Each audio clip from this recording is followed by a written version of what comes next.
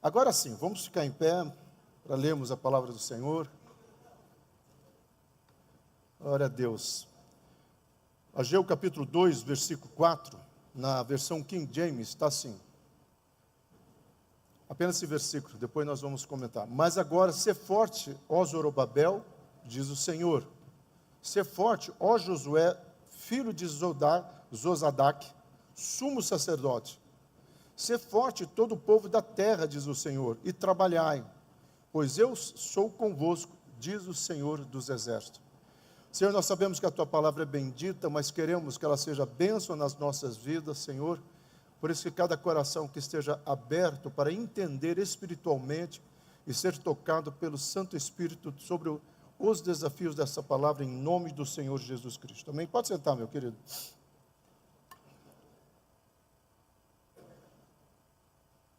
Nós estamos pregando uma série de mensagens nos profetas menores, né? Já vemos desde o primeiro profeta. Domingo passado nós pregamos em Ageu capítulo 1, e nós vimos que no capítulo 1, e eu disse que desde que nós fomos começar essa série dos profetas menores, que é uma série que me chama muita atenção os profetas menores por alguns motivos. Primeiro motivo, porque tem tudo a ver com a questão geopolítica e política, tá? Geopolítica mundial e política nacional.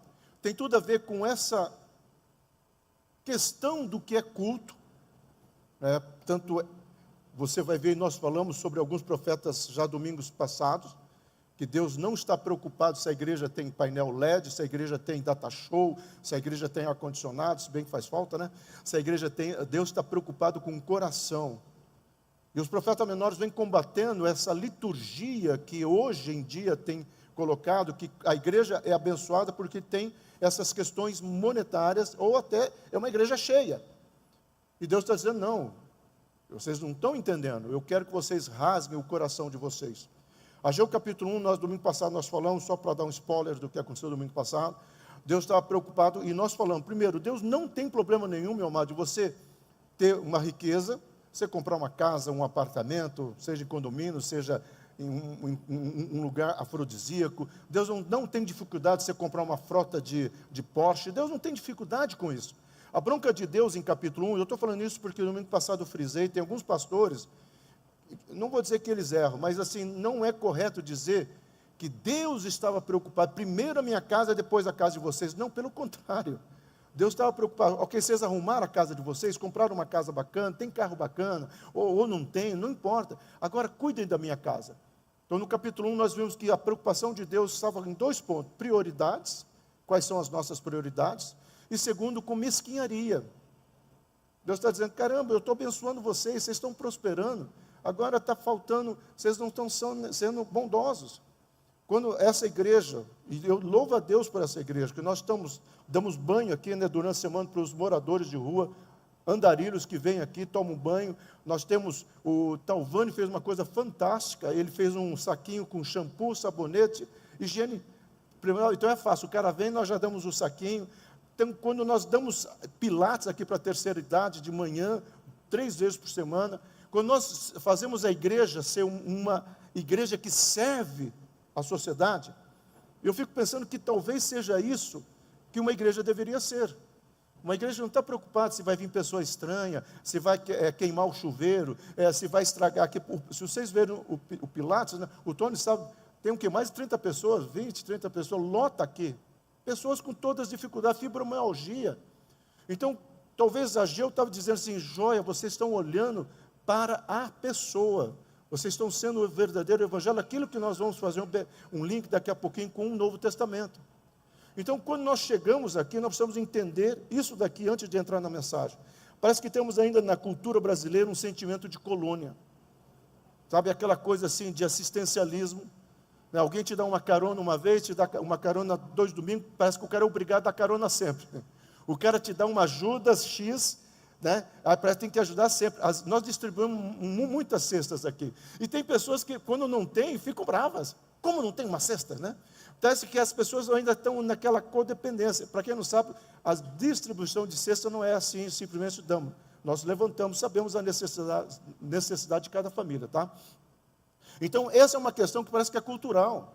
O brasileiro não pensa, amado, o brasileiro não pensa. O cara falou paz e amor, ou, paz do Senhor, desculpa. Falou paz do Senhor, pronto, é crente. Eu vou votar nesse cara, vou confiar nesse cara. E não é assim, amado. O brasileiro não lê. Nós estamos terminando 2025, não precisa levantar sua mão.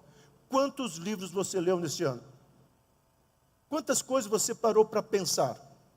E dizer, cara, por que a minha vida está assim? Porque qual que é a minha relação com Deus? O brasileiro não pensa, ele vai, desculpa a expressão, é um influencer que está falando uma bobagem, porque o cara é famoso, todo mundo vai atrás. Então, esse sentimento, se Ageu estivesse presente, ele vai falar o que nós vamos falar a partir de agora na mensagem. Ele estaria olhando, gente, está tudo errado. Vocês precisam entender, porque eu já disse aqui, né, vem o empresário mais rico da cidade, junto com o motorista dele. Os dois aceitam Jesus. No outro dia parece que a igreja está falando que você viu que o empresário se converteu, mas e o motorista? É que nem avião de famoso, né? Quando cai, tu não fala do famoso que morreu, mas ninguém fala do piloto. Então a igreja às vezes precisa entender o que é o verdadeiro cristianismo. Quando Ageu está pregando, nesse capítulo 2 que nós vamos começar a ver, você vai ver, mas Ageu pregou lá atrás, falou lá atrás, sim, tem tudo a ver com o tempo da igreja primitiva e tem tudo a ver com a minha vida e com a sua vida hoje. Então a mensagem de Ageu tem uma sequência. A primeira sequência nós vimos no domingo passado, defina as suas prioridades, do capítulo, versículo 1 ao versículo 15. Amado, antes de entrar no próximo slide, eu te faço essa pergunta, quais são as suas prioridades? Nós vamos encerrar aqui com a mesma mensagem que nós falamos no domingo passado. A minha prioridade, agora como cristão, a minha prioridade é aquele tripé dos pais da igreja. Até o 3º século, meu amado, antes, quando a igreja não era burocratizada, quando a igreja era nas casas, embaixo de um pé de manga, quando a coisa era para o Senhor, a igreja tinha uma crença. Um cristão tem que ter uma vida de oração, o cristão tem que ter uma vida, lá antigamente os textos sagrados, hoje seria a Bíblia, e um cristão tem que ter uma vida de comunhão. E o diabo tirou a vida de oração. Não, pastor, eu oro 3 vezes por dia, né? Eu já falei aqui, de manhã eu oro, Senhor, abençoe esse dia. Na hora do almoço eu oro, Senhor, quebra toda a caloria, né? Que eu não quero engordar. E à noite eu oro, Senhor, que nem um demônio venha puxar o meu pé. Não, isso não é oração, isso é mantra. Oração é relacionamento. A segunda questão que nós não temos hoje é leitura da palavra. E, meu amado, eu desafio a igreja, eu sempre falo isso, não leia a Bíblia no smartphone, porque vai chamar atenção, vai chegar uma mensagem no WhatsApp, tenha a Bíblia de papel, abra, leia, devore essa palavra, ame essa palavra. E por último, tenha comunhão com os santos. Eu sou o templo do Espírito Santo, eu sei que você é o templo do Espírito Santo, amém por isso, eu também sou. Mas nós precisamos entender o que é a comunhão dos santos. Ah, pastor, mas igreja é difícil. Amado, eu estou indo para 41 anos de pastor. Eu já sofri acusações de tudo quanto é coisa. Até que eu era separado da Anjo, já me acusaram. Que eu tinha, o último, quando nós vendemos do terreno lá para comprar aquilo, que eu tinha pego o dinheiro, fugido para os Estados Unidos. Amado, as pessoas falam. Agora, eu nunca me importei, sabe por quê? Eu sei quem é o meu Deus. E eu sei o que Deus espera da minha vida. Mesmo assim, eu nunca desisti de viver em comunhão e de ser pastor. Então, isso nós precisamos avançar e dizer. A segunda questão, domine os seus pensamentos. Nós precisamos aprender, meu amado, que toda atitude começa no pensamento. Por isso que a palavra de Deus sempre fala sobre a renovação do pensamento. E às vezes, pastor, como é que eu renovo o pensamento? O coaching tal, o filósofo tal, o psicólogo. Amado, vamos para a palavra. Medita na minha palavra de dia e de noite. Meditar não é você ficar zen. Eu estou meditando na palavra. Não. É você pegar o Salmo, que seja o Salmo 23. Você está no trânsito, você está no trabalho, está em cada lugar, Senhor é o meu pastor. Nosso Senhor é o meu pastor e nada me faltará. Talvez o Senhor vai perguntar, e você é minha ovelha? E você é minha ovelha? Você tem ouvido a minha voz? Porque Jesus lá na frente vai dizer, eu sou o bom pastor. As ovelhas, as minhas, ouvem a minha voz. Eu estou ouvindo a voz do Senhor, mas calma, Jesus não parou aí, e me seguem. Há uma praticidade. E por último, descarte o pensamento, que é o capítulo 2. Descarte os pecados. Tirou os pensamentos, agora descarte o pecado.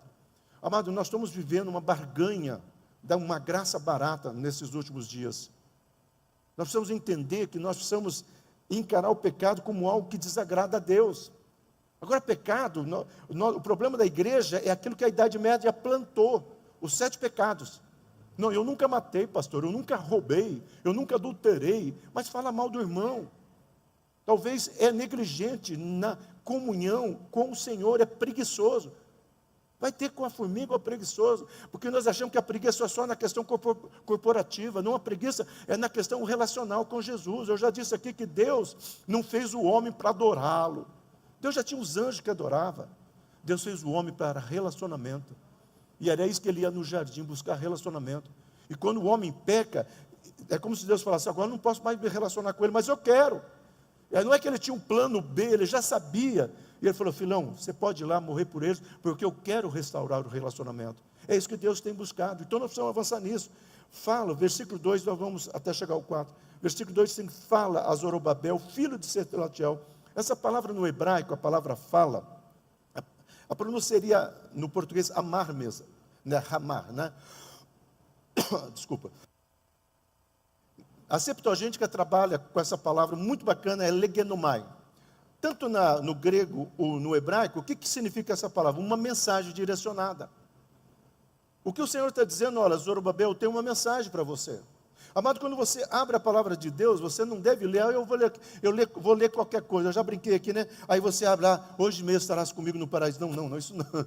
Não, nós precisamos ter direcionamento, nós precisamos pensar.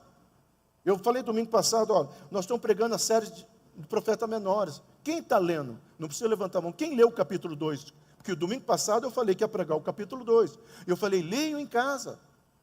Porque tem gente que só abre a Bíblia aqui na igreja. Deixa até no carro mofando lá e só pega, às vezes chega assim, e agora com o smartphone nem mais Bíblia tem. Então, a Bíblia, a palavra de Deus é uma mensagem direcionada. Ah, pastor, mas, meu amado, o nosso problema do Brasil é que nós temos, em quantas cores for preciso, e podemos entrar em qualquer lugar, ainda ficar barganhando o preço da palavra. Mas existem países que não podem ter a palavra. Não só países na América Latina, mas países em outros continentes, onde que ser cristão tem um preço muito caro, onde famílias são perseguidas,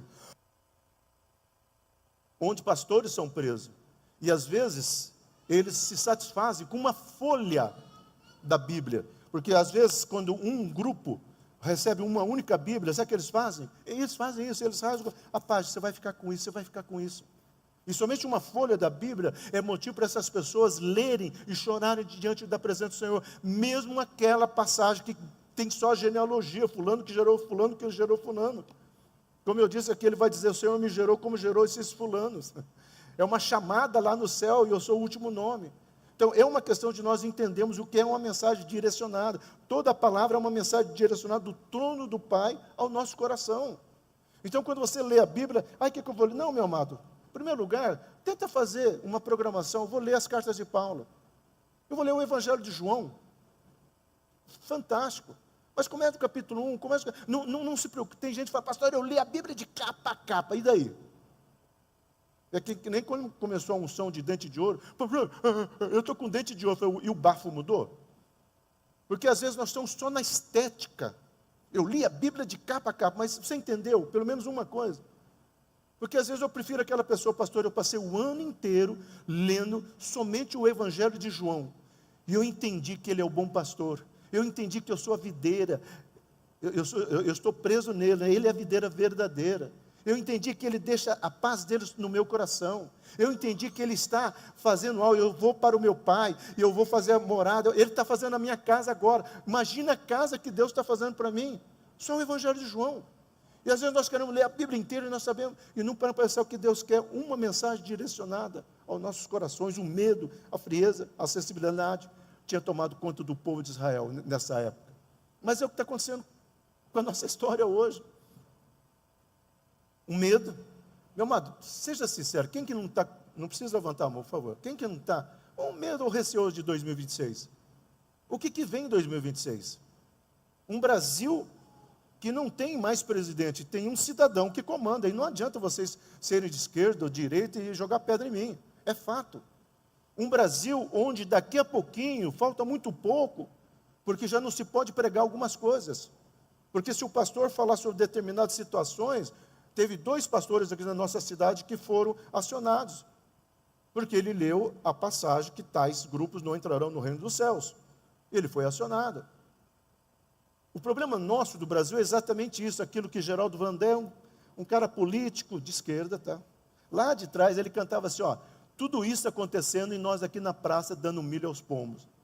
Está tudo isso acontecendo e nós aqui na igreja, olha, compramos painel LED, olha, nós estamos com a igreja cheia, nós estamos, peraí, frieza,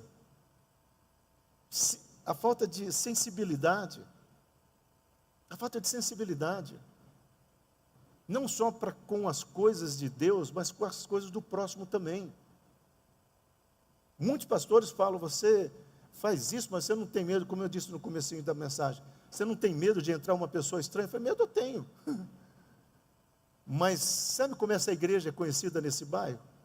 A igreja que serve esse bairro. Ah, mas nós podemos servir a cidade. Mas, amados, eu não tenho essa questão ufanista, nem triunfalista. Eu quero fazer aquilo que Deus pediu para eu fazer. Seja uma vida só, é o que Deus pediu para eu fazer. Deus queria despertar o povo, ou seja, uma nação inteira, e ele começa chamando a atenção de dois, do poder político e do poder religioso. Meu irmão, Deus está preocupado com política? Sempre esteve. O problema não é Deus. O problema chama-se livre-arbítrio, aquilo que Sartre falava. Idiota do homem que não entendeu o que é o livre-arbítrio. O livre-arbítrio é o teu poder de decisão. Deus não vai votar por você. Deus, o Senhor seja feito. Não é seja feita a tua vontade. A vontade dele já existe. Mas nós precisamos ter discernimento. É que nem aquele casal de namorado que vai entrar numa intimidade, Senhor, o Senhor sabe que a carne é fraca, o Senhor sabe, Deus está dizendo, eu sei de tudo isso, por isso que eu deixei meu espírito para dizer domínio próprio. E aí nós começamos, e eu poderia dar vários e vários exemplos, que nós estamos dizendo o seguinte, Deus está preocupado com política? Sim. Deus está preocupado com poder religioso? Sim. Só que Ele está preocupado muito mais com a minha e a sua atitude. E é isso que o povo precisava entender. E é isso que o povo não estava compreendendo, porque o povo estava preso no passado. Como Zorobabel fala, Ageu, como é que nós vamos construir o templo, se o templo de Salomão era maravilhoso? E aí vem um versículo que nós já vamos falar, que para mim é o versículo mais lindo de toda a Bíblia, de toda a Bíblia. A glória desse templo será maior que a primeira. Porque a glória do templo era a presença de Jesus, que lá na frente vai aparecer nesse templo. O que faz a glória do templo não é a estética. O que faz a glória do templo é a presença de Jesus. Onde estiver 2 ou 3 reunidos no nome dele, ele estará presente. Então, se você vem aqui na comunhão dos santos reunindo no nome de Jesus, a glória está presente. Quem dentre vós que permaneceu viu a primeira glória da primeira casa? É isso que o povo estava questionando. Mas olha a palavra que Ageu vai usar no hebraico, que não é de glória, de questão, é a palavra de reputação, honra e riqueza. Eu gosto muito dessa última palavra, reputação. Por quê? Vocês já vão entender. Que quando Jesus vai nesse templo, e ele é apresentado nesse templo, mas nesse mesmo lugar que viu a glória, a presença do Messias, tanto é que Zacarias fala, eu vi o Emanuel, Deus conosco, tá? Ele fala assim, Jesus passa um tempo no ministério dele e fala assim, ó, isso aqui está tudo errado. A casa do meu pai deveria ser chamada casa de oração, e não uma casa onde está acontecendo o que está acontecendo. Agora, o que é uma casa de oração, meu amado? A palavra no grego que está ali, porque o evangelho foi escrito no grego, não é oração no sentido de player, né, de você ficar orando para Deus, mas é oração no sentido de relacionamento com o Pai. O que Jesus está falando, ó, o que vocês não entenderam é que vocês têm que vir para essa casa para relacionar, por isso que ele vai falar nos profetas que nós já pregamos, se lembra em Abacuque? Amós, o que ele fala nesses dois profetas, tanto Abacuque quanto Amós? Quem que pediu esse culto? Quem que pediu essa liturgia? E o sacerdote foi o Senhor, Levítico, o Senhor mandou. Não, vocês entenderam errado. Aquilo que eu já falei, não adianta os músicos virem aqui cantar porque estão na escala. Cada músico tem que cantar porque está cantando para o Senhor. Não adianta o pregador vir pregar aqui porque eu tenho que pregar hoje. Tem que pregar porque eu sei que eu tenho uma mensagem de Deus.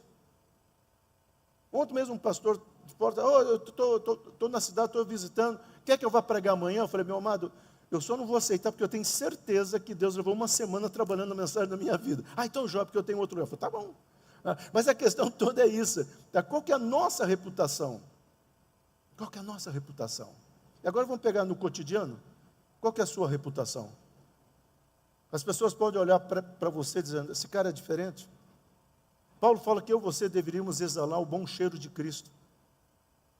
Será que as pessoas olham para você e sentem um cântico, né, bem antigo? A voz Suzy amava esse cântico. Que a beleza de Cristo se veja em mim. Que a beleza de Cristo se veja. A beleza de Cristo tem que ser vista em nós. As pessoas têm que olhar e sentir esse aroma. A Geu não negou que o novo templo não era nada. Mas isso não era importante.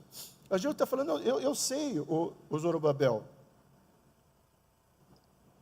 Tanto o Zorobabel quanto Josué, sacerdote, eles foram conversar com a Geu. Eu sei que Deus mandou, mas não temos condições. O que nós vamos fazer aqui não é nada comparado com o que Salomão fez. Deus fala, não é isso. Não é isso. Às vezes, nós precisamos de um ar-condicionado, porque realmente esses climatizadores não estão suprindo mais. Aliás, está faltando muita gente. Quando a igreja está cheia, falar em faltar gente, vou abrir um parênteses. Guilherme, graças a Deus, está em descanso familiar. Tá? O Augusto também está em descanso familiar. É bom falar assim, tá? Porque às vezes, para vocês saberem, as pessoas estão viajando. Glória a Deus por isso, tá bom? Daqui a pouco eu lembro quem mais que me avisou que ia viajar. E eu fico muito feliz quando a igreja pode viajar. Não se assuste com o que eu vou falar, por favor, amado. Se eu pudesse, dia 20 de dezembro, até o dia 5 de janeiro, eu fechava a igreja. Que isso, pastor? Vai ficar com a família. Vai ter comunhão com a família. Vai fazer o culto doméstico. Quem aqui faz culto doméstico ainda, gente? Quem aqui que senta na mesa, vamos dar as mãos para orar? Quem aqui que pega a Bíblia, vamos ler? Eu falo assim, vocês têm exatamente esses 20 até 10, 15 dias, isso mesmo, 15 dias para aprender a fazer culto doméstico. Essa igreja vai voltar bem firme em 2026 no caso. Então, voltando aqui, então, o que a Geu está falando, essas coisas não são importantes. O que importava era que se tratava de uma obra de Deus e eles eram chamados. Meu amado, você tem que sair da tua casa. Isaías 7 fala, o profeta Isaías, Deus fala, Isaías, fica na porta do templo e pergunte o que as pessoas estão vindo fazer nessa casa. Você deveria sair da tua casa e com esse pensamento, eu estou indo encontrar os meus irmãos em Cristo. Eu não sei que música vai cantar, mas é adoração, e eu quero adorar. Eu não sei quem vai pregar, geralmente vocês sabem que sou eu, né? Mas eu não sei que o pastor Sila vai pregar, mas eu sei que vai ser uma mensagem de Deus. Nós deveríamos preparar o nosso coração e não chegar aqui como se fosse uma pílula mágica, né? Toma essa pílula para entrar no vibe da obra de Deus. Não. A nossa vida deveria encerrar aqui. A nossa semana deveria ser de tanta comunhão, mas de tanta comunhão, já que aqui seria um encerramento e fechamento para começar tudo de novo. Então, qual que é nosso chamado? Qual que é o nosso conceito de chamado? Nós precisamos entender isso. Talvez você foi chamado para trabalhar no Ministério Infantil, ok? Talvez da mesa de som. Talvez você foi chamado, essa aqui todo mundo vai gostar, né? Você foi chamado para ser rico, para abençoar essa casa. Olha, amém por isso. A minha pergunta, e Deus faria, é: você está correspondendo ao teu chamado? Seja uma atitude simples aos nossos olhos, uma atitude grande aos nossos olhos. O que Deus vai falar, servo bom e fiel. É isso que Deus espera de cada um. A memória, amada, é uma coisa boa para lembrar de certas coisas boas. Ou seja, Jeremias tem uma coisa que eu gosto muito. Jeremias fala assim, Silão, Jeremias falando para mim, tá, amado, dá licença aí. Silão, você tem que trazer a sua memória só aquilo que vai te dar esperança. Você não pode trazer a sua memória situações, que nem essa semana eu atendi um pastor que ele sofreu uma acusação. Eu falei, amado, se eu for ficar pensando tudo que, como eu falei, tudo que falaram de mim, eu não quero lembrar. Sabe o que eu quero lembrar? Das coisas boas. Mesmo aquela pessoa que falou mal, eu vejo coisas boas. Teve um período que foi uma bênção. Nós precisamos trazer à memória aquilo que realmente me dá esperança. Sabe que uma das grandes falhas do ser humano é ingratidão. E sabe o que é gratidão? É literalmente aquele cantor do hino, né, cristão, quantas bênçãos, quantas contas, e verá surpresa o quanto que Deus já fez. Sabe por que as pessoas são frustradas? Porque as pessoas não entendem o processo de Deus. E às vezes sim, Deus fechou uma porta. Às vezes sim, você entrou numa crise financeira. Às vezes você entrou numa crise familiar. Às vezes você entrou numa crise pessoal. Mas se você crê em Deuteronômio, capítulo 8, que Deus diz que todas essas coisas foi Ele que permitiu, para que você entender e soubesse que o homem deveria viver de toda palavra que procede da boca de Deus e não do pão, então você iria entender o que realmente é essas coisas seculares ou circunstanciais. Por isso que a nossa fé não é circunstancial, a nossa fé é existencial. Eu não sei porquê, eu não entendo porque eu estou passando. Não é que você vai ser uma pessoa masoquista que gosta de sofrer, não é isso que eu estou falando. Mas você olha para uma situação e fala, eu não estou entendendo, mas eu sei quem é o meu Deus. É aquilo que Jó falava, olha, eu sei de uma coisa, nu eu vim, nu eu estou voltando. Eu tive um período que eu fui muito rico, morei na melhor casa da minha cidade, tive os melhores carrões, agora aconteceu isso. Mas eu sei que o meu Redentor vive. Eu falo para todo mundo, né, que o pastor, né, quer ser pastor na vida de Jó no último momento, quando a coisa é restituída em dobro. Porque no período que ele está passando pela tribulação, nenhum pastor quer ser pastor de Jó. Porque Jó faz a pergunta mais difícil. Pastorzão, na boa, aonde que eu errei? Eu fiz tudo certinho. Aí você fala, todas as coisas cooperam para o bem daqueles que amam a Deus. Eu já disse aqui, esse é um dos versículos mais difíceis para mim. Porque às vezes as pessoas estão olhando, né, o material, o resultado. E ainda mais nessa época de coaching, que está dentro das igrejas, você está olhando só o resultado, a tua performance. Mas você não está olhando, aí eu também falo isso, tá? Só que ninguém presta atenção nessa parte. Você não está olhando o processo. Aquilo que Deus está querendo construir. Por isso que quando Paulo vai falar sobre isso, ele usa uma palavra no grego, ergenomai, em Filipenses. Deus está trabalhando algo de dentro para fora na minha vida. O tempo todo deveria trazer não apenas o culto, mas a esperança. Então aqui na comunhão dos santos, você ouve a palavra, você tem esperança. Eu já falei domingo passado, algo que você coloca lá na frente, né? E a fé você está vivendo aqui. A fé você está dizendo, eu não sei como, mas eu vou pisar nesse Jordão. Foi isso que Josué fez, pisou no Jordão com os levitas, e o rio Jordão se abriu. Isso é fé. Qual que é a esperança? Quando eles chegaram na terra prometida, que era a promessa de Deus.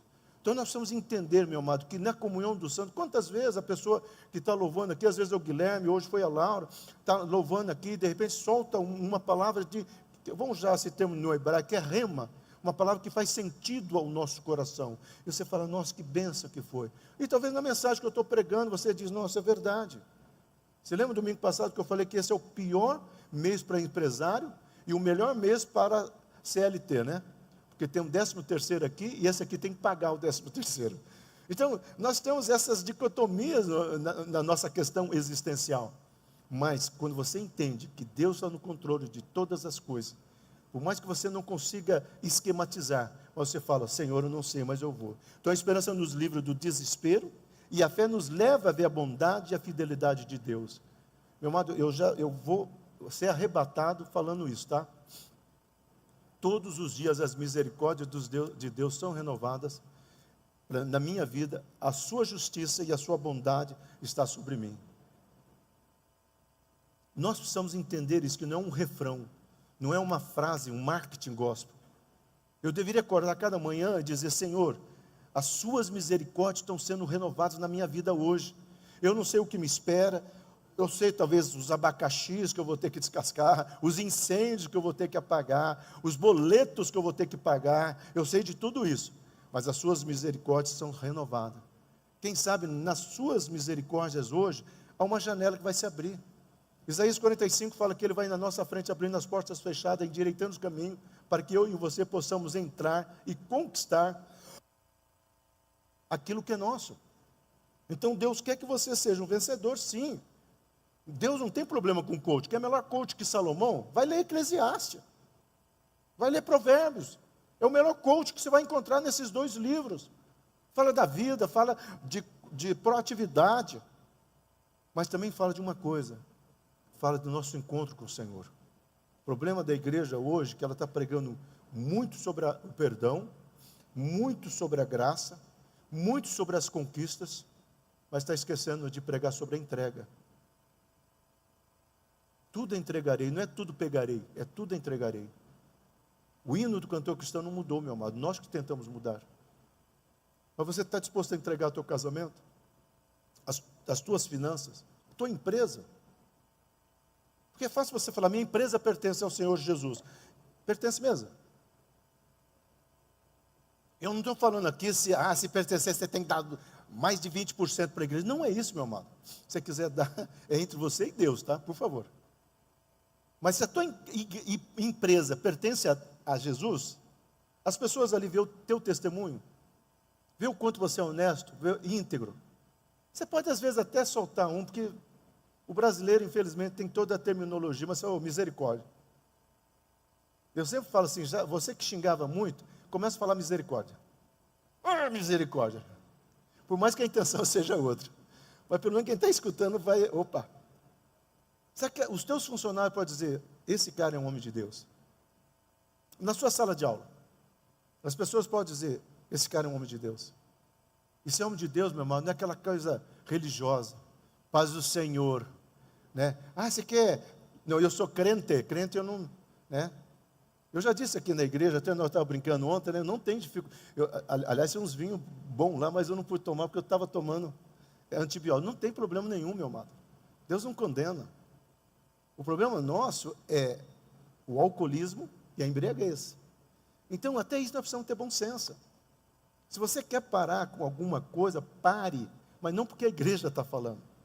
Pare ou porque Deus ministrou na sua saúde, ou pare porque você entendeu que aquilo não estava agradando a tua esposa, ou o teu esposo, ou você estava servindo de mau testemunho. Uma vez em Curitiba, uma pessoa, pastor, você vai ficar contente comigo, eu parei de fumar. E para o senhor, tá? Falou, volta a fumar. Volta a fumar porque você não tem que parar para mim. Você tem que parar porque o Espírito Santo ministrou na tua vida. Por isso que Deus fala da maior esperança para aquele povo. E a maior esperança para aquele povo está aqui. A glória que aquele povo poderia esperar no templo não era estética, e sim espiritual. A maior esperança do Brasil não é o Brasil se tornar uma grande potência. Deus tem sonho. Eu creio, meu amado. Eu creio. Eu sou do norte do Paraná. Lá em Londrina tinha uma feira agropecuária. Vamos abrir um parênteses, que na minha época, a gente ia para Londrina, nessa feira agropecuária, para comprar maçã do amor. Agora é morango do amor. Não sei por que tinha que estragar a maçã do amor, mas tudo bem. Mas o agronegócio era uma coisa fantástica. Aquela questão brasileira, você pega a década de 70, o Brasil, ou você o ama ou você o deixa. As pessoas, muitos que deviam ter deixado mesmo. Né? João Figueiredo, para mim, é o primeiro cara que deu start no agronegócio. Plante que o João garante. Então, eu sou de uma época, eu não vou falar que eu subi em árvore, eu tinha telefone, não é isso que eu quero falar. Eu sou de uma época que nas igrejas se pregava um evangelho de entrega e de quebrantamento. E sabe o que se falava? Da Nova Jerusalém. Eu já perguntei para alguns pastores, qual foi a última vez que você pregou sobre arrebatamento? Eu sou milenista. Não é isso que eu estou falando. Qual foi a última vez que você pregou que temos uma esperança maior? Qual foi a última vez que você pregou que o pecado é pecado e não pode ser barganhado? Não, mas a igreja não pode ouvir. A igreja, pastor Ciro, tem que ouvir coisas que dão ânimo. O Brasil já está desanimado. O Brasil está desanimado porque o Brasil está mergulhado no pecado e começa pelas igrejas. Me desculpa, amado, é Ageu. Vocês não estão entendendo a glória. E Ageu está falando isso. A questão não é estética. Esse é o desafio. Sonho grande, mas comece pequeno. Isso aqui dá para levar para o dia a dia, tá, amado? Veja só o que diz o versículo 1:8. Suba ao monte para trazer madeira, construa o templo. Por que eu peguei esse versículo aqui? Veja só, Deus poderia falar assim, vocês vão construir esse templo, pega os tijolos. Não, Deus fala assim, gente, comece simples. Eu quero ler a Bíblia inteira esse ano 2020. Não. Escolha um livro, comece a ler. Eu quero fazer jejum. Tem gente que morre de jejum. Bom, o rico não faz jejum, compra o mojaro, né? Mas enfim, tem gente que às vezes quer fazer jejum para emagrecer, mas não para... Senhor, queima toda a gordura da minha... Mas nós precisamos de ter bom senso. Não sou contra o mojaro não, tá? Aliás, eu acho que a minha barriguinha está precisando. O que eu estou falando é do bom senso. É do bom senso. O que nós precisamos entender é que Deus está dizendo, não seja triunfalista, vamos fazer. Não, comece pouco. Mas comece. Nós precisamos entender, trabalhe com os recursos que você tem, mas comece. Moisés só tinha um cajado nas mãos, com aquele cajado ele abriu o mar vermelho. Davi só tinha as pedras, com aquelas pedras ele derrubou o gigante.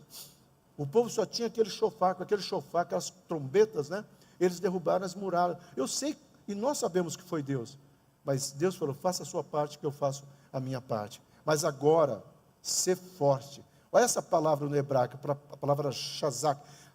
Shazakenai significa guerreiro. Então, a mesma expressão no hebraico é de você se posicionar. Mas está assim, ficar firme, ser fortalecido. Por que ser fortalecido? Porque não é você se posicionar, é Deus falando, eu vou te capacitar. Eu vou te capacitar a ser um bom marido. Porque eu e você, nós não conseguimos ser bons maridos. Nós somos chatos. Teu Deus está dizendo para você, eu vou te capacitar a ser uma boa esposa. Você não vai conseguir, mulher, porque você é chata. Eu e você seremos capacitados a ser bons pais, porque nós não sabemos ser bons pais. Essa é a verdade. O que Deus está dizendo é o seguinte, em todas essas áreas. E no secular? Muito mais no secular. Já disse aqui que Deus capacitou aquele povo para fazer o tabernáculo no meio do deserto. É esse mesmo Deus que quer capacitar a minha vida e a sua vida. Olha Daniel, há um versículo, a palavra no hebraico é tezak, que significa, ele, Deus, prosperou Daniel naquela circunstância. Que circunstância? Na Babilônia. A bênção de Deus não é geográfica. A bênção de Deus é localizada na minha vida e na sua vida. Por isso tem pastores que falam, você sair dessa igreja, você vai perder a bênção. Meu irmão, isso é maldição, isso é praga gospel. A bênção de Deus está em mim, em você, através do Espírito Santo. Quando eu e você entregamos a nossa vida ao Senhor Jesus Cristo. Então, Ageu disse que deveríamos ser fortes de trabalhar, pois o Senhor estava com eles. Por que nós vamos entrar em 2026 sabendo que Deus tem o melhor? Entrar de branco para ter isso, ou de amarelo para ter aquilo, né? As paletas de cores místicas que as igrejas inventam é uma coisa interessante. Não, é entrar com uma certeza. Eu não sei o que espero em 2026. Mas eu sei quem é o meu Deus. Eu sei quais são as promessas que Deus tem na minha vida. É claro, amado, que geopolítica, muita coisa vai acontecer. As coisas estão, os sinais estão aí. Todos os sinais, as evidências, entenda bem, as evidências da volta de Cristo estão aí. E nós não paramos para ver. Pastor, mas as evidências estão aí. Questão geopolítica. Eu tenho vários estudos no YouTube falando sobre. Olha que eu fiz esse estudo há 3 anos atrás. Há 3 anos atrás eu falei de coisas que estão acontecendo hoje, inclusive de uma possível guerra na América Latina. Pastor, como é que o senhor sabe disso? Porque o Ezequiel e o Daniel me falaram. É uma questão de você estudar. Até certo que eu estudei no hebraico, tá? Mas é você estudar e você dizer o que a palavra de Deus tem falado para esses dias. Mas tem uma coisa que eu e você precisamos entender, que nunca vai dizer.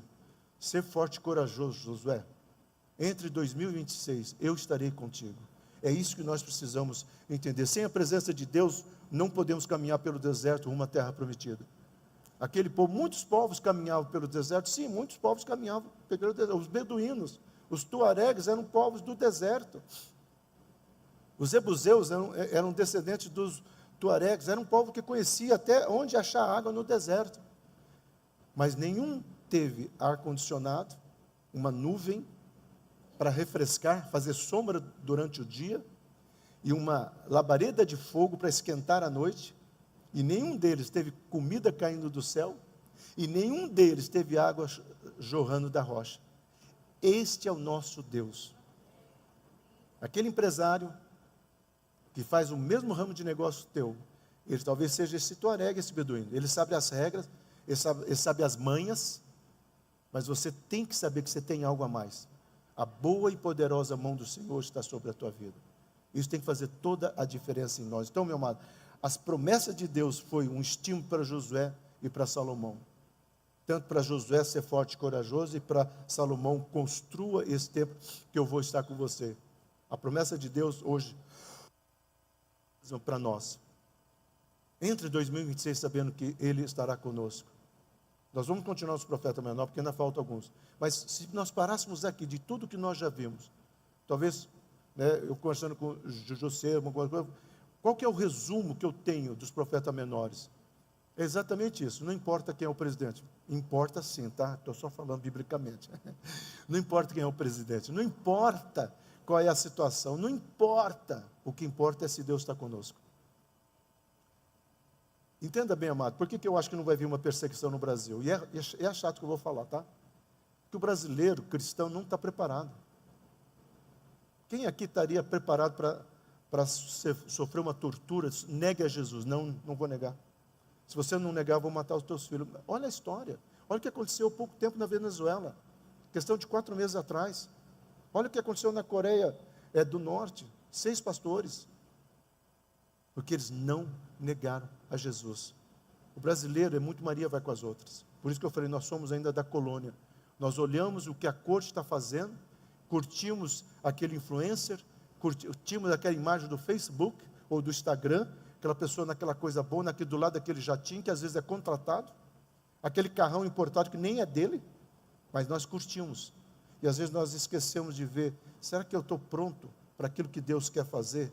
Essa é a promessa centralizada nesse termo, Emanuel, Deus conosco, Deus fazendo a diferença. Então, meu amado, eu quero que você pense nisso. A primeira coisa que devemos entender de forma bastante clara é que Deus faz aliança com o seu povo, e não somos nós que vamos fazer. Porque às vezes eu vejo igreja, vai lá, faz uma aliança com Deus, porque Deus vai dar, barganha. Vai lá, faz isso que Deus... Não, meu amado, é Deus que fala. Deus não precisa do nosso jejum, espiritualmente falando. Somos nós que precisamos da disciplina do jejum. Deus não precisa de ar-condicionado, somos nós que precisamos. Deus não precisa dessa imagem aqui, somos nós que precisamos. Então a igreja faz, nós vamos fazer para Deus porque é o melhor. Não, o melhor é o meu coração e o seu coração. Monte Hebron quer dar o melhor para Deus, não é um ar-condicionado, porque se Deus quiser, 2026, nós vamos pensar nesse ar. Tá, vamos dar o melhor para Deus? Não, o melhor para Deus é o meu coração. Agora não seja o ar-condicionado, que às vezes está ligado e às vezes está desligado. Dê o seu coração, mas viva essa verdade. Então, eu encerro aqui. Priorize o culto cristão dominical. Meu amado, quando você vai no cinema, disse domingo passado, o filme começa 9 horas, você não chega às 9h40. Você chega às 5 para as 9. O máximo 9 horas, porque você não gosta dos videozinhos que passam antes, né? Priorize o culto cristão. Pastor, mas domingo de manhã dá uma preguiça. Você acha que eu sou santo, não tenho preguiça? Também tenho. Também tenho. E eu não venho porque eu sou pastor. Eu venho em primeiro lugar porque eu sei que Deus me deu uma palavra. E eu venho em segundo lugar porque eu quero ter comunhão com vocês. Que isso faz parte. Leia e pratique a palavra de Deus. Pastor, por onde que eu começo? Eu sempre falo, começo pelas cartas paulinas. Quer ler um dos evangelhos? Eu indicaria João. Não quero ler nenhum desses dois, vai para Hebreus. Hebreus, amado. Hebreus, eu acho lindo Hebreus. Fala da nova aliança. Fala da nossa ousadia, intrepidez em entrarmos no Santo do Santo. E por último, meu amado, tenha a arte, né? Porque é no sentido de praticar a fé. Pratique a fé. E não é praticar a fé, vou lá passar na concessionária, né? Daquelas euros, não sei da vida. Senhor, eu tomo posse desse carro. Não, isso é idiotice gospel.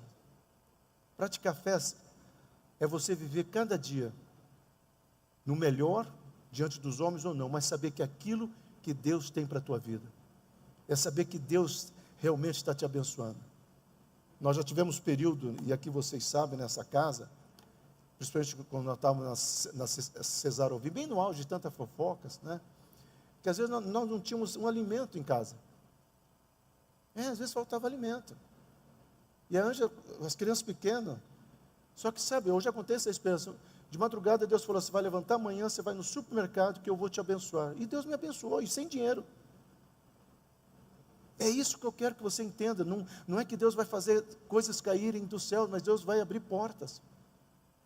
A nossa fé não pode ser circunstancial. Se as coisas estão boas, eu estou vibrando. Se as coisas não estão boas, eu estou de mal. Deus, eu estou de mal com você. Bicudo gospel. Sabe o que essa experiência mostrou para minha casa? A Cadija teve há 2 semanas atrás aqui, por causa da Anja, cuidando, e veio o Mário, estava o Mário e a Cadija, estava muito gostoso. E eles falaram, pai, o senhor se lembra? Um carrinho que eu tinha ganho, um Clio vermelho, eu tinha ganho. Se lembra quando ele falhou, bem que eu estava atrasado para o serviço, ele falhou e o senhor falou assim, Cadija, pega um táxi, não tinha Uber naquele, pega um táxi que você vai se atrasar. E ela falou, pai, eu não vi o senhor bravo, resmungar, eu vi o senhor no carro dizer, Senhor, o senhor sabe de todas as coisas. Sabe o que a Cadija falou? Muitas bênçãos que eu tenho recebido no meu emprego, é porque eu olho para isso e eu falo, o mesmo Deus que alimentou minha fé lá na casa do meu pai, é o Deus que está comigo. Sabe o que o Malik falou, sabe? Nós vamos fazer uma viagem, eu e o Malik, em janeiro, tá? O Malik entrou com eu e ele repartimos, pagamos as nossas partes. Nós vamos fazer. Eu sei, amado, que o filho no Malik está nascendo em janeiro, mas essa viagem está marcada lá atrás, já deu BO, depois eu falo sobre isso, tá? Mas aí nós estamos vendo os acertos finais, o Malik falou, pai, Há uns anos atrás, nós não poderíamos nem imaginar viajar para Curitiba, quanto mais nós estamos indo para o Egito, tá? Aquele que quer conhecer o Museu Novo e o Vale dos Deuses, né? Nós não poderíamos nem ir para esse lugar. Eu falei, está vendo, Mário, quanto Deus é fiel? Sabe por quê? Porque naqueles momentos de dificuldades, eu aprendi a praticar a fé. Que eu e você possamos entrar em 2026 ciente que nós somos chamados a praticar a fé. Amém, amados? Que Deus possa falar aos nossos corações e que eu e você possamos entender, priorizar essas questões. Mas acima disso, se você me perguntar, pastor, qual é o mais importante? Meu amado, o culto é importante, a leitura da palavra é importante, a fé é importante. Amém? Pai querido, eu quero que a tua palavra seja rema em cada coração. Talvez eu tenha falado muito na carne, mas aquilo que foi o teu Santo Espírito, palavras-chave, coisas-chave, Senhor, que o Senhor possa tocar cada coração que está aqui, e que essa mensagem possa produzir o efeito que o Senhor desejou durante a semana, quando eu preparei ela, que não seja o Silas, mas seja toda a honra e toda a glória a Ti, em nome de Jesus. Amém, igreja?